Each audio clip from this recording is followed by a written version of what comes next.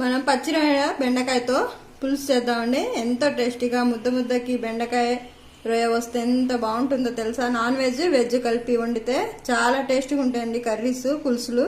ఇది పులుసు అండి నేను చేసింది, చాలా టేస్టీగా ఉంటుందండి. ఇప్పుడు ఈ పులుసు ఎలా చేద్దామో చూద్దామండి. Hi friends, welcome to my channel. ఇవాళ నేను పచ్చి రొయ్యల బెండకాయ పులుసు చేస్తున్నానండి. దానికి కావాల్సింది ఫస్ట్ పచ్చి రొయ్యలండి, బాగా క్లీన్ చేసి పెట్టుకున్నాను. నానబెట్టుకున్న చింతపండు, బెండకాయలండి, ఆనియన్స్, టమాటా, కొబ్బరి పేస్ట్, 1 స్పూన్ అల్లం వెల్లుల్లి పేస్ట్ అండి.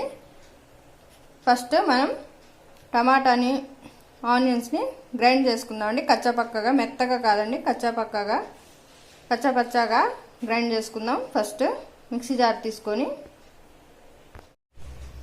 చూసారండి, ఈ విధంగా గ్రైండ్ చేసుకున్నాను. ఇప్పుడు నేను ఆయిల్ పెట్టుకున్నానండి. ఆయిల్ పొయ్యి వెలిగించుకొని మనం దేంట్లో అయితే పులుసు చేస్తున్నామో ఆ బౌల్ తీసుకొని దాంట్లో మనం ఆయిల్ పోసుకున్నాను. ఆయిల్ హీట్ అయిందండి. మనం గ్రైండ్ చేసుకున్న ఆనియన్ టమాటా పేస్ట్ వేస్తున్నానండి.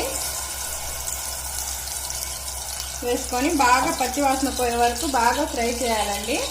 దీంట్లోనే అల్లం వెల్లుల్లి పేస్ట్ కూడా వేస్తున్నానండి. ఇవి బాగా పచ్చివాసన పోయే వరకు, బాగా ఆయిల్ పైకి వచ్చే వరకు ఫ్రై చేద్దామండి.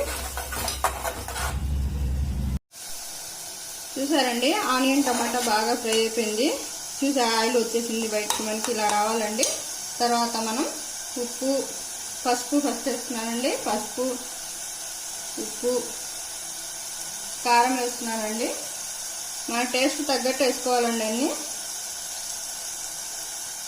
తర్వాత పచ్చిరొయ్యలు వేస్తున్నానండి. ఇవన్నీ బాగా కలిపిన తర్వాత పచ్చిరొయ్యలు వేస్తున్నానండి. చూసారండి, పచ్చిరొయ్యలు వేసిన తర్వాత ఇవి కూడా బాగా కలుపుకోవాలండి. తర్వాత బెండకాయ వేస్తున్నానండి. బెండకాయ కూడా వేసుకున్న తర్వాత బాగా కలుపుకొని లో ఫ్లేమ్లో ఒక 10 మినిట్స్ ఉడికించుకోవాలండి. అవసరమైతే కొంచెం వాటర్ వేసుకోవచ్చండి. అడుగంటుతుంది అనుకుంటే మనం కొంచెం వాటర్ వేసుకొని లో ఫ్లేమ్లో బెండకాయను ఫ్రాన్స్ కొంచెం ఉడికే వరకు మనం ఉడికించుకోవాలండి. లో ఫ్లేమ్లో మూత పెట్టుకొని లో ఫ్లేమ్లో ఉడికించుకుందామండి.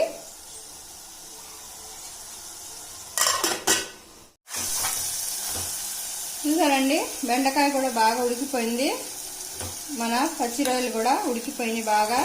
ఇప్పుడు పచ్చి కొబ్బరి పేస్ట్ వేస్తున్నానండి. ఇది ఆప్షనల్ మాత్రమేనండి, ఉంటే వేసుకోవచ్చు, లేకపోతే లేదు. కాకపోతే టేస్ట్ చాలా బాగుంటుందండి వేసుకుంటే.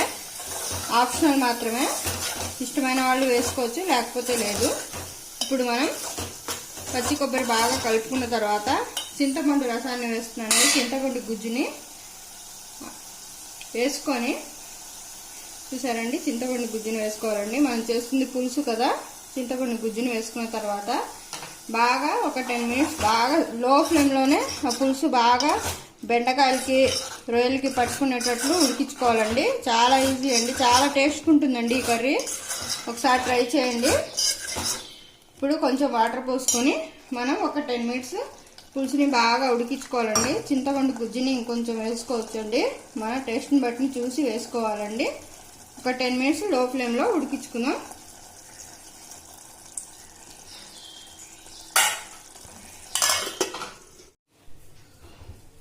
టెన్ మినిట్స్ అయిపోయిందండి. మన పులుసు రెడీ అయిపోయింది. ఎంతో టేస్టీగా పచ్చి రొయ్యల బెండకాయ పులుసు అండి. చాలా టేస్ట్గా ఉంటుందండి. ఒకసారి ట్రై చేయండి. నా ఛానల్ నచ్చితే లైక్ చేయండి, షేర్ చేయండి, సబ్స్క్రైబ్ చేయండి అండి. చూసారా ఎంత బాగుందో బెండకాయ పులుసు. మనం చాలా తక్కువ బెండకాయలు, తక్కువ రొయ్యలతో చేసుకున్నామండి. ఎక్కువ అవసరం లేదండి, కొంచెం ఉన్నా మనం పులుసు రెడీ చేసుకోవచ్చండి. చాలా టేస్ట్గా ఉంటుందండి. ఒకసారి ట్రై చేయండి. Thank you for watching.